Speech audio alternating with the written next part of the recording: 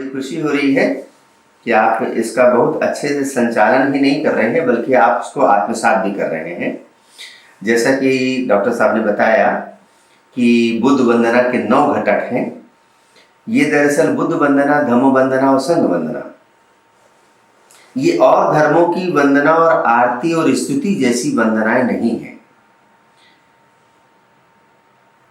अगर हम तुलनात्मक रूप से देखें तो हम जब बुद्ध की वंदना करते हैं तो वास्तव में बुद्ध के गुणों को हम स्मरण करते हैं। ये बुद्धानुस्मृति की साधना के अंतर्गत एक साधना है। बुद्ध की स्मृति करना, उनको मेमोराइज करना, उनके प्रति अवेयर होना, उनके प्रति सजग होना। ऐसे ही हम धम्म वंदना करते हैं और ऐसे ही हम संघ वंदना करते हैं। तो आज हम धम्म वंदना को लेंगे। जैसा कि मैंने बताया कि जब बुद्ध वंदना करते हैं तो उसमें 9 घटक हैं, 9 गुण हैं भगवान बुद्ध के, जिनका बौद्ध लोग स्मरण करते हैं।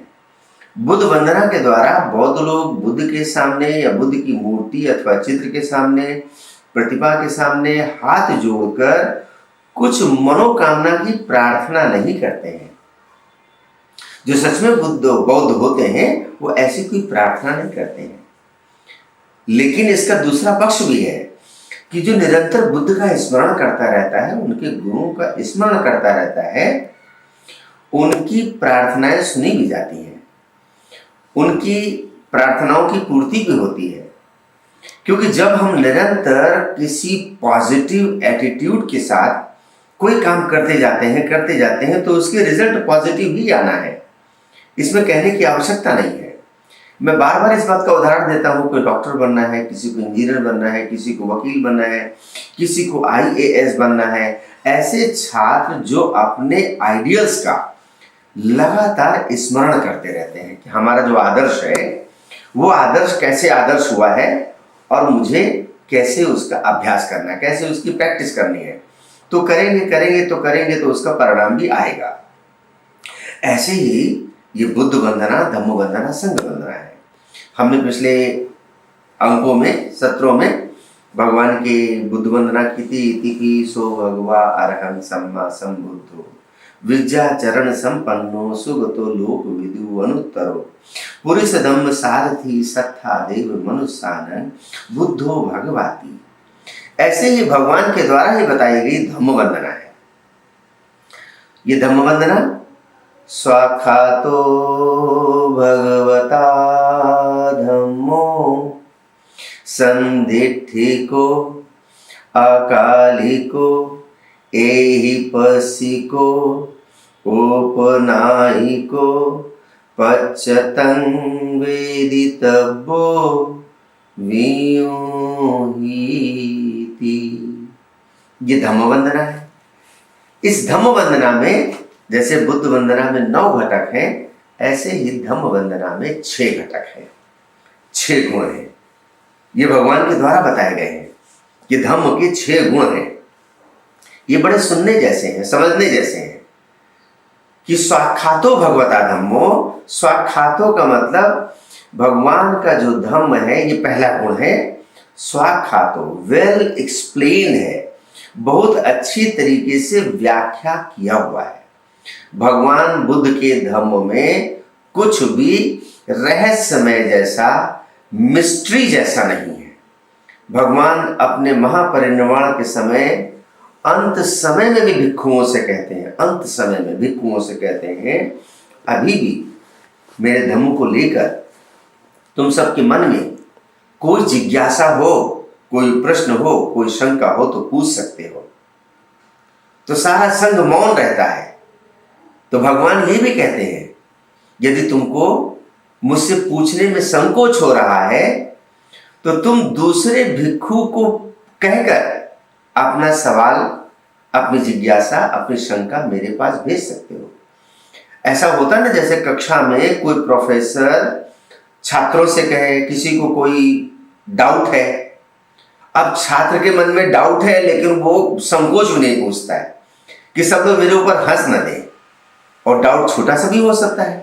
लेकिन कभी कभी छात्रों में इस तरीके की प्रवृत्ति होती है कि वो सोचते हैं कि मैं पूछूंगा तो सब सोचेंगे कि मैं समझा नहीं, मैं मूर्ख हूं। भगवान बुद्ध क्या कह रहे हैं? तुम्हें संकोच हो रहा है तो किसी और भिक्षु से कहकर भी पूछ सकते हो।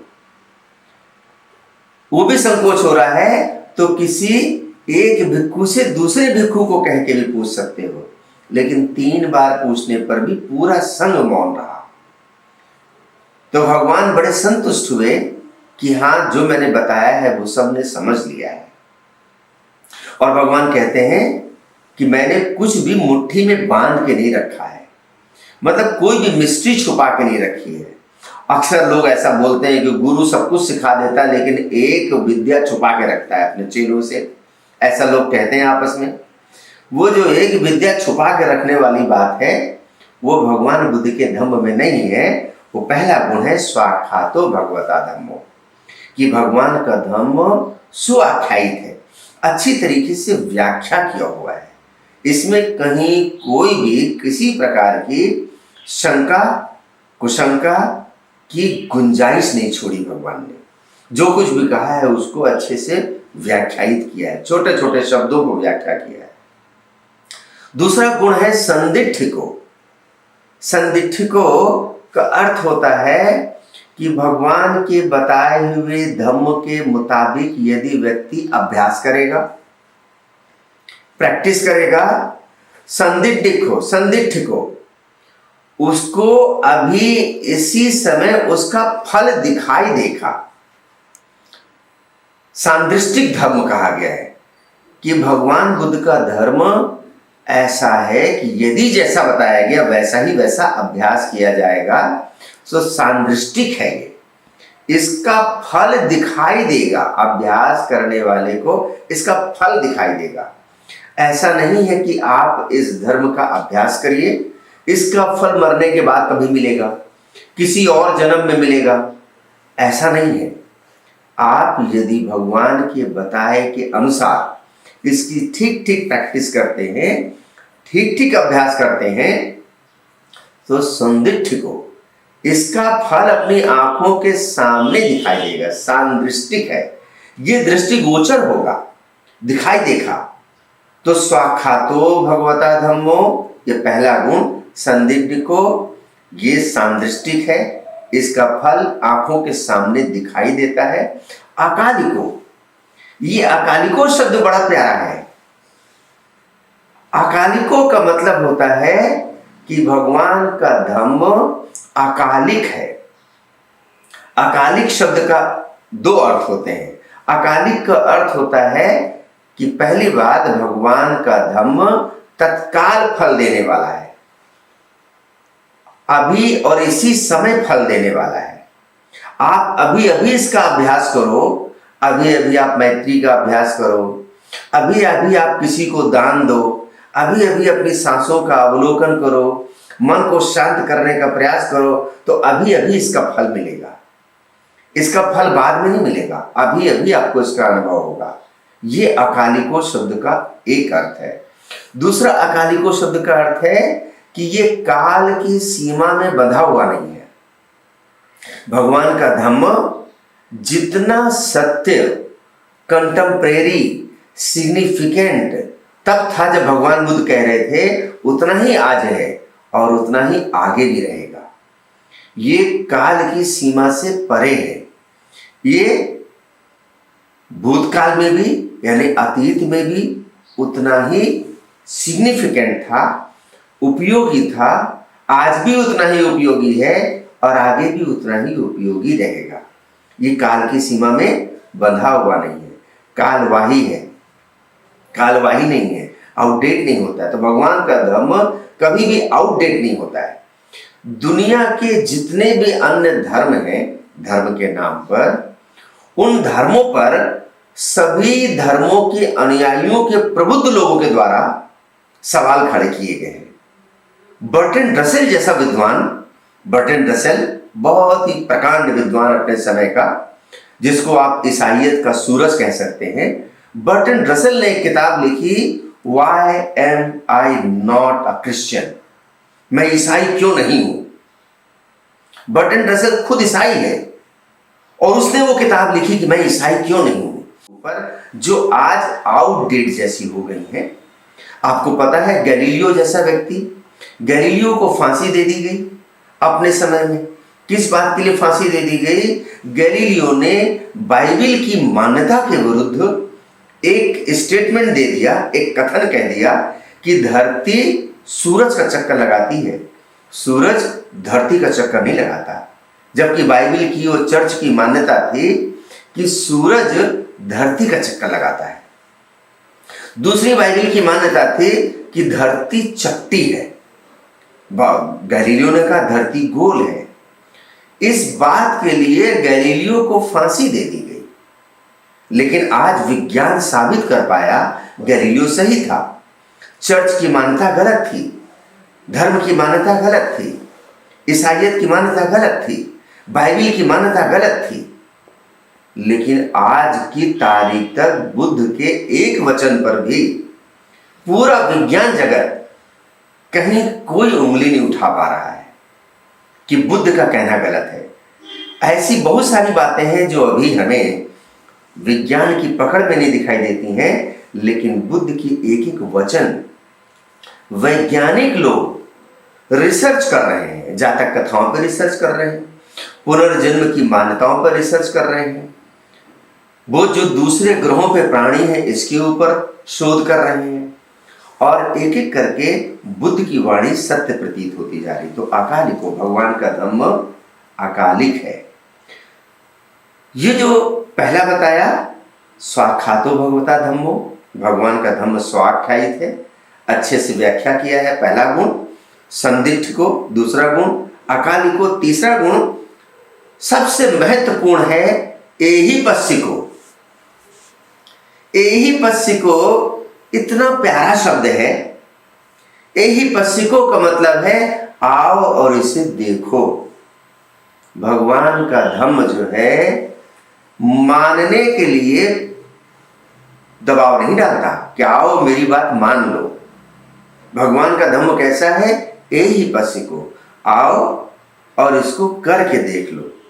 आपने छोटी कक्षाओं में विज्ञान की किताबों में एक अभ्यास पढ़ा होगा, आओ करके देखें। विज्ञान की किताबों में अंत में एक अभ्यास, एक प्रैक्टिस होती है, लेट अस डू इट, हम इसको करके देखते हैं। तो भगवान अपने धम्म के लिए निरंतर लोगों को प्रेरित करते हैं। एही पस्सिको, आओ और इसको देखो। भगवान नहीं कहते कि आओ मेरी बात को मान लो। एही पस्सिको, come and look at it, आओ और इसको देखो। जो कुछ भी कहा जा रहा है उसको मानो मत, उसको करो और करके देखो। देखने पे तुम्हें लगता है कि ये तुम्हारे हित में है, ये लोग के हित में है, ये विज्ञ जनों के द्वारा प्रशंसित है, तो इसको स्वीकार करो। एही पस्सिको, एही पस्सिको शब्द के ऊपर बड़ी बात हो सकती है। भगवान खुद अपने शब्दों में ऐसा कहते हैं कि जैसे सोनार सोने को आग में तपाता है, ऐसे तुम मेरे वचनों को तपाओ, उनका परीक्षण करो।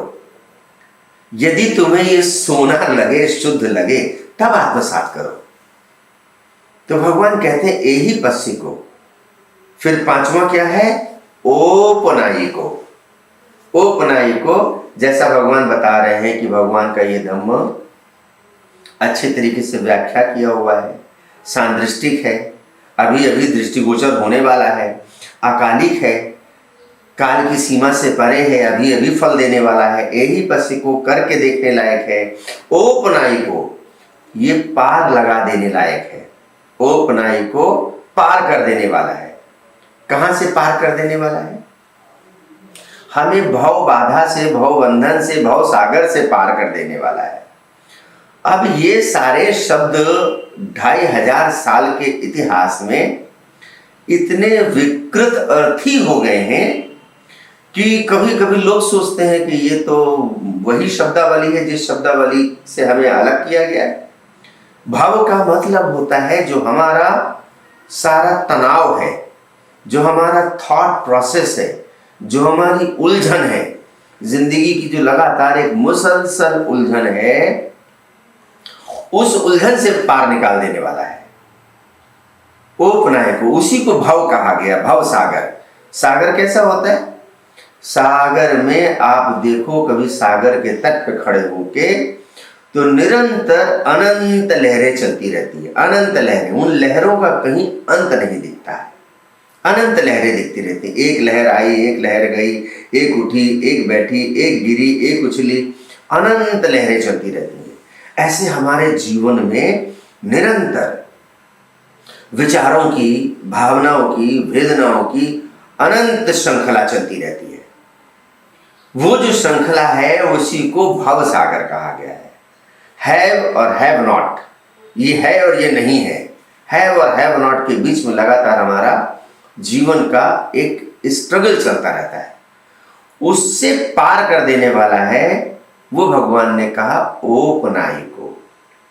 और पश्चतं वेदितव्यो विनुहीति, ये जो विज्ञ जनों के द्वारा, विद्वानों के द्वारा जानने योग्य है।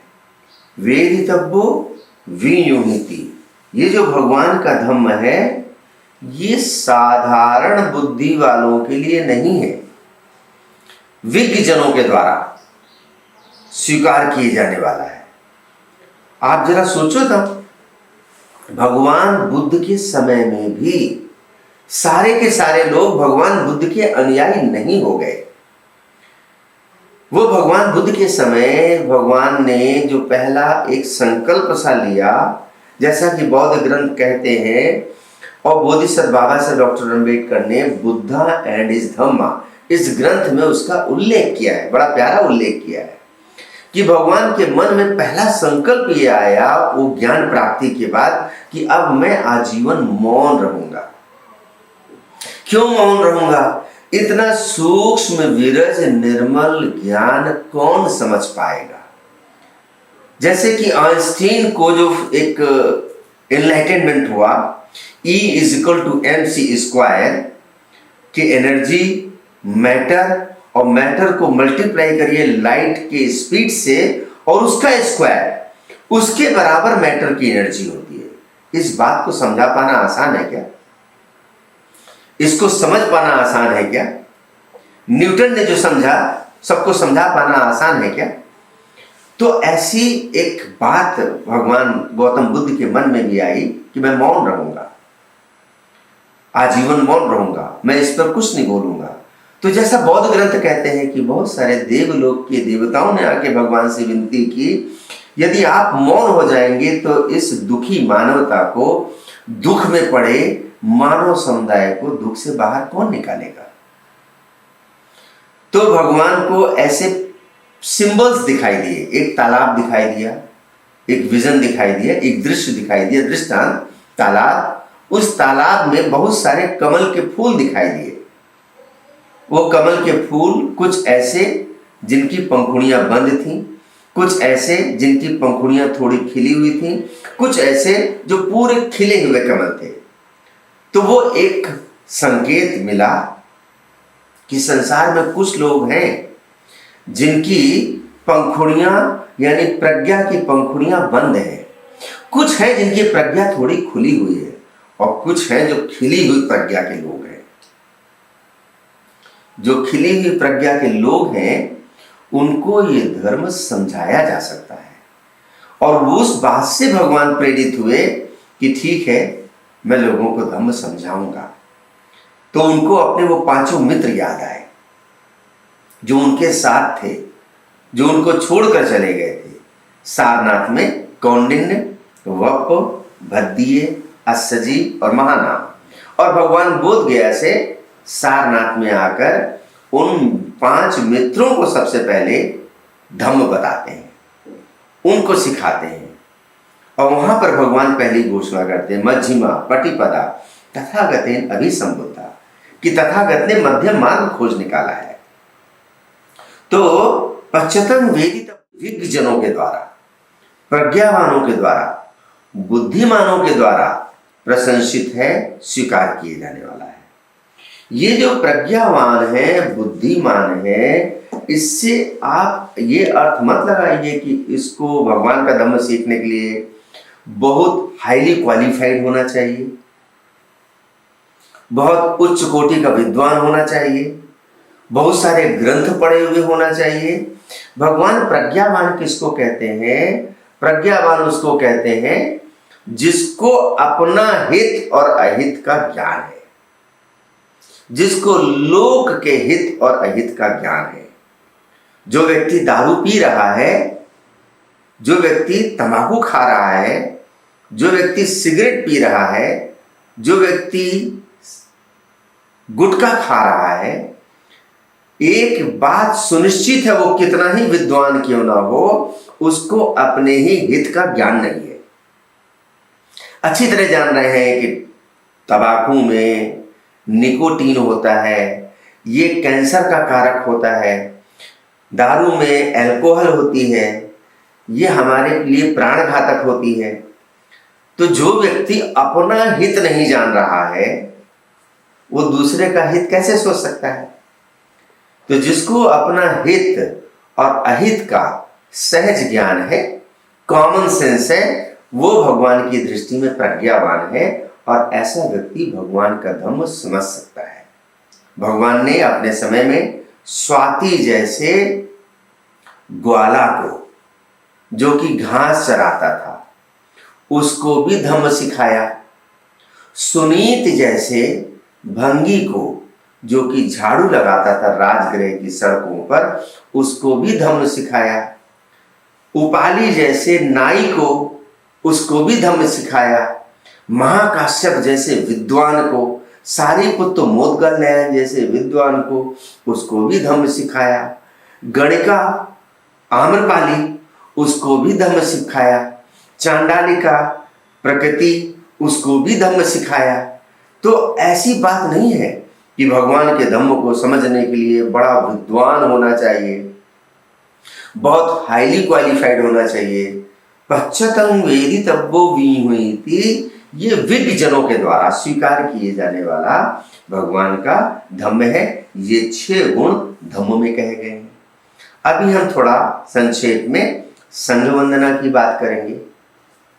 संघ वंदना जो पूरी है, सुपटिपन्नो भगवतो सावक संघो, उजुपटिपन्नो भगवतो सावक संघो, न्यायपटिपन्नो भगवतो सावक संघो, सामीचिपटिपन्नो भगवतो सावक संघो, यदिदं चत्तारि पुरुषयुगानि अठ पुरुष पुग्गला, एष भगवतो सावक संघो, आहुनेयो पाहुनेयो दक्षिणेयो अंजलि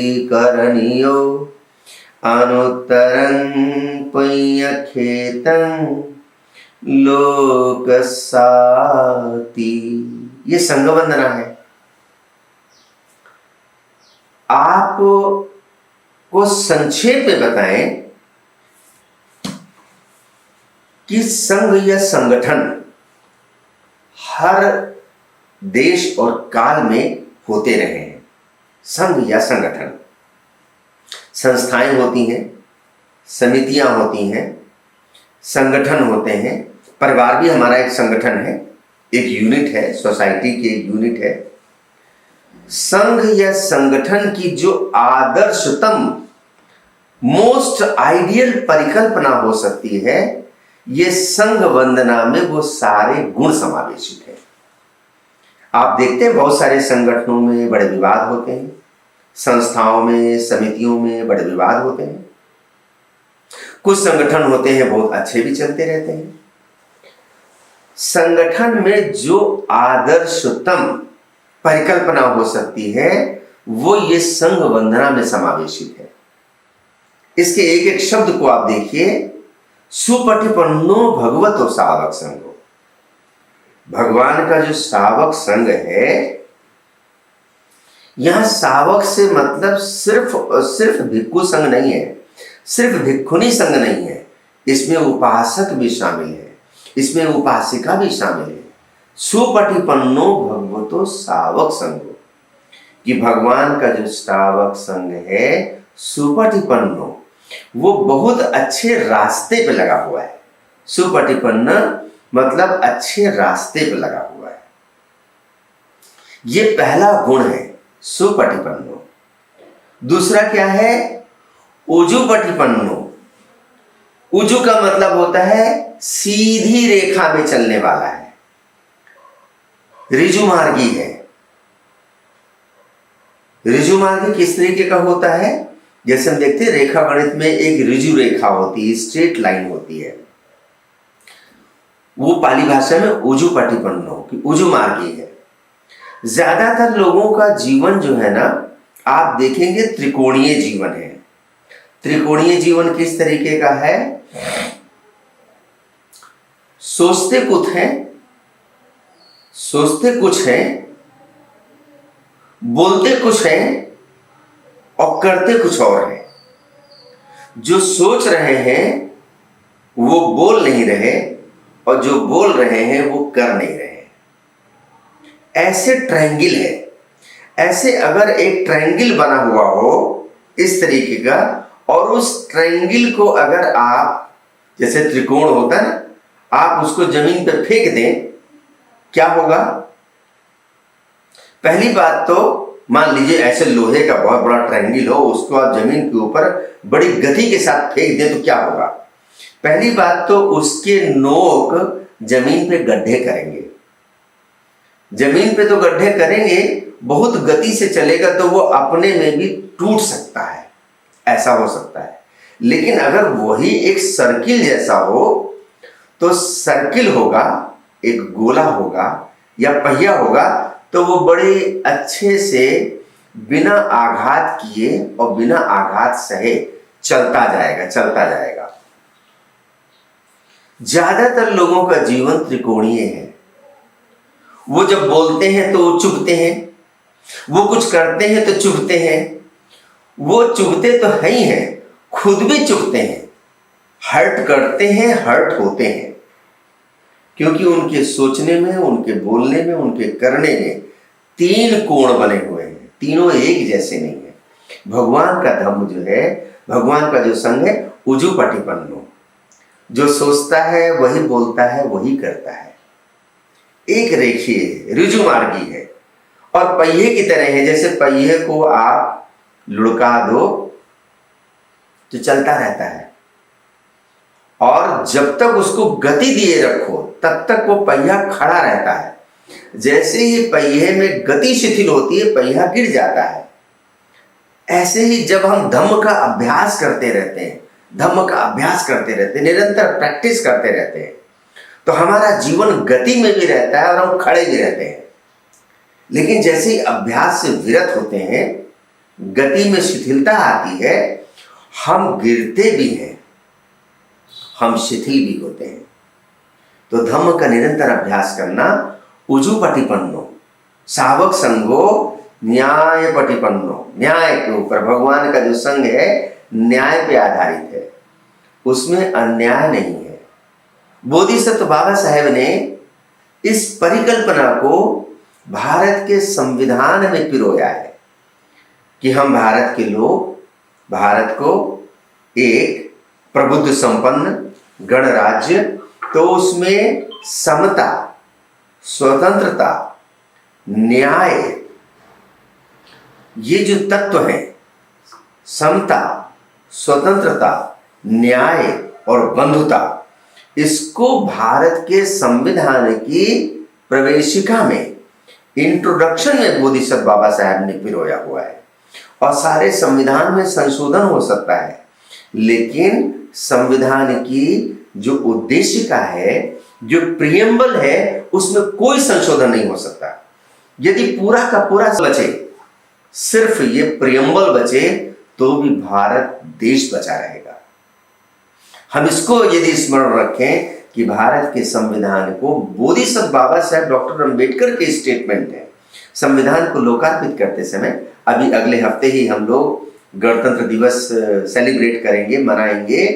बोधिसत्व बाबा से डॉक्टर अंबेडकर के वचन है, this preamble is the soul of the Indian constitution, कि ये जो संविधान की उद्देशिका है, संविधान का जो प्रियम्बल है, प्रवेशिका है, ये संविधान की आत्मा है।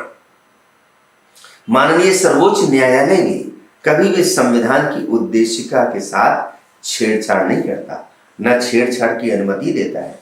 और बहुत सारे उसमें तब्दीलियां होती है, तो न्याय पटिपन्नो भगवतो सावक संघो, भगवान का जो सावक संघ है न्याय पे आधारित है। सामीची पटिपन्नो भगवतो सावक संघो, सामीची का मतलब होता है it's always contemporary, it's always significant. भगवान का जो सावक संघ है वो हमेशा उपयोगी भी बना रहता है, सामयिक बना रहता है। ऐसा नहीं कि कभी वो उपयोगी था, आज उपयोगी नहीं है और आगे बिल्कुल आउटडेट हो जाएगा। नहीं, ये जो शील, नैतिकता, मैत्री, प्रेम, बंधुता, ये मानवता की जरूरत है, मानवीय मूल्य है। और ये मानवीय मूल्यों की जरूरत संसार को हमेशा ही रहेगी। कभी भी इन मूल्यों से विरत होते ही परिवार बिखर जाता है, समाज और देश की तो बात छोड़िए। यदि हम जिस परिवार के साथ रह रहे हैं, हम सब में आपस में मैत्री न हो, आपस में प्रेम न हो, आपस में सौहार्द न हो, आपस में सुसंगति न हो, हार्मनी न हो, तो परिवार नहीं चल सकता। देश और समाज तो बहुत दूर की बात है। ये मानवीय मूल्य है, सार्वभौमिक सार्वकालिक मानवीय मूल्य हैं, जिनकी हमेशा आवश्यकता रहेगी। यदिदं चत्तारि पुरुष युगानि अट्ठ पुरुष पुगला, कि भगवान के इस संघ में 4 प्रकार के युगल रहते हैं। यदिदं चत्तारि पुरुष युगानि, युगल मतलब पेयर, 4 प्रकार के इसमें पेयर रहते हैं। कैसे पेयर रहते हैं? वो जो श्रोतापत्ति के मार्ग पे लगे हैं, दूसरे जो श्रोतापत्ति का फल पा गए हैं, ये पहला पेयर है। दूसरा पेयर जो सकृतागामी के मार्ग पे लगे हैं, सकृतागामी का फल पा गए हैं। तीसरा पेयर जो अनागामी के मार्ग पे लगे हैं, अनागामी का फल पा गए हैं। और चौथा पेयर जो अरहत के मार्ग पे लगे हैं, अरहत का फल पा गए हैं। ये 4 प्रकार के युगल और 8 प्रकार के ये श्रेष्ठ पुरुषों से भरा हुआ संघ है। और ऐसे संघ को क्या कहा है कि एस अट्ठ पुरुष पुगला एस भगवतो सावक संघो, ऐसे संघ को भगवान ने कहा है आहुनेयो। आहुनेयो मतलब आवाहन करने योग्य है, आइए आइए ऐसा कहने योग्य है। ये किसी भी संगठन, संस्था, समिति की एक आदर्श परिकल्पना है। आपकी संस्था कितनी अच्छी है, आपके संस्था के लोग कितने अच्छे हैं, ये इस बात पर निर्भर करता है क्या ये उसमें ये गुण है आहुनेयो, वो आवाहन करने योग्य है, आइए आइए आइए आइए। सिर्फ आहुनेयो नहीं, पाहुनेयो। यदि हमारा आवाहन स्वीकार किया गया तो पाहुनेयो, वो पाहुना बनाने योग्य है। पाहुना मतलब अतिथि बनाने योग्य है। आ गए हैं तो ठहरिए, हमारे अतिथि बनिए। सिर्फ ठहरिए ही नहीं, जब ठहर जाएं तो दक्षिणेयो, दक्षिणा देने योग्य है। दक्षिणा यानी दान देने योग्य है। दान का मतलब पैसा देना, कपड़ा देना, ऐसा नहीं है। वो जो कुछ भी आप देते हैं उनको समय दे रहे हैं, ये भी दान है। दक्षिणेयो। और चौथा है अंजलि करणेयो, कि ऐसा संघ हाथ जोड़कर, अंजलि मतलब हाथ जोड़कर वंदना करने योग्य है, अंजलि करणेयो। और अनुत्तरं पुण्यखेतन लोकसाति, और भगवान ने कहा है ऐसा संघ पुण्य का अनुत्तर क्षेत्र है। अनुत्तर खेत है, जैसे हम खेत में बीज डालते हैं तो खेत में बीज डालने के पहले खेत की निराई करते हैं, गुड़ाई करते हैं, खुदाई करते हैं, उसमें से कंकड़ पत्थर घास पतवार खरपतवार सब हटा देते हैं, तब उसमें बीज डालते हैं। लेकिन जो भगवान का सावक संघ है उसमें तो कंकड़ पत्थर खरपतवार कूड़ा करकट है ही नहीं। ऐसे संघ को जब आप दान देते हैं तो वो दान आपको तत्काल फल देता है। ऐसे संघ को दान महान फलदायी होता है। अनुत्तरंग, अनुत्तर का मतलब होता है जिसका कोई उत्तर नहीं, इसको उर्दू में कहते हैं लाजवाब, अनपैरेलल, उसके बराबर दूसरा कोई पुण्य का क्षेत्र नहीं है। तो अनुत्तरं पुण्य खेतन, पुण्य का खेत है। ऐसे संघ को दान देना, ऐसे संघ को मान देना, ऐसे संघ को आश्रय देना और ऐसे संघ के प्रति मन को प्रसन्न करना कि मुझे कितनी प्रसन्नता हो रही, ऐसे संघ के हम दर्शन कर पा रहे हैं, ऐसे संघ की हम वंदना कर पा रहे हैं। तो ऐसे आदर्श की हम वंदना करते हैं। बुद्ध वंदना, धम्म वंदना, संघ वंदना। बोधिसत्व बाबा साहब के वचन है कि वो बुरा व्यक्ति भी अच्छा है जिसके जीवन में आदर्श है, लेकिन वो अच्छा व्यक्ति भी बुरा है जिसके जीवन में आदर्श नहीं है।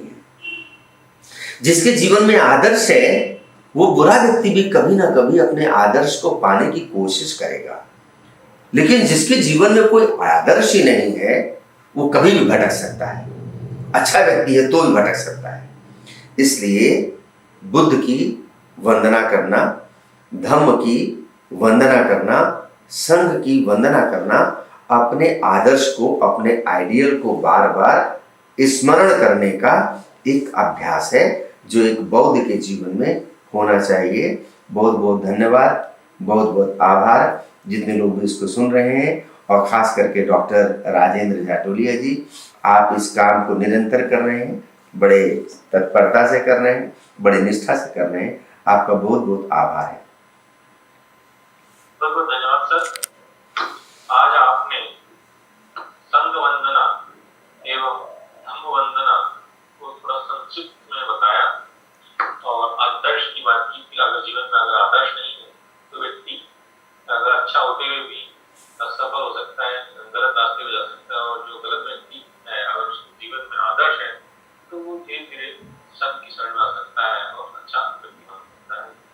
और इसी के साथ मैं आपसे ये जानना चाहूंगा कि अगले सत्र में हम किस विषय पर बात करेंगे? अगले सत्र में हम सीगाल सुत्त के ऊपर बात करेंगे। सीगाल भगवान बुद्ध के समय एक ऐसा नौजवान है जिस नौजवान को, और ये सुत्त हमें कई सारे दृष्टिकोणों से धम्म की प्रस्तुति के बारे में, प्रेजेंटेशन के बारे में भी एक मार्गदर्शन करता है।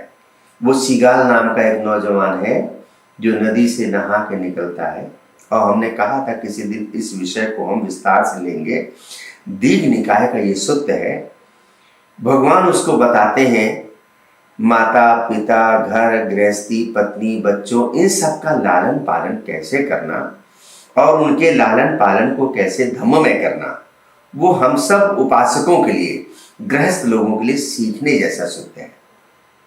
तो अगले सप्ताह हम इसी सुत्त को लेंगे संक्षेप में, सीगाल सुत्त। जी बहुत बहुत धन्यवाद सर। इसी के साथ हम आज का हम समाप्त करते हैं और अगले सीगाल सुत्त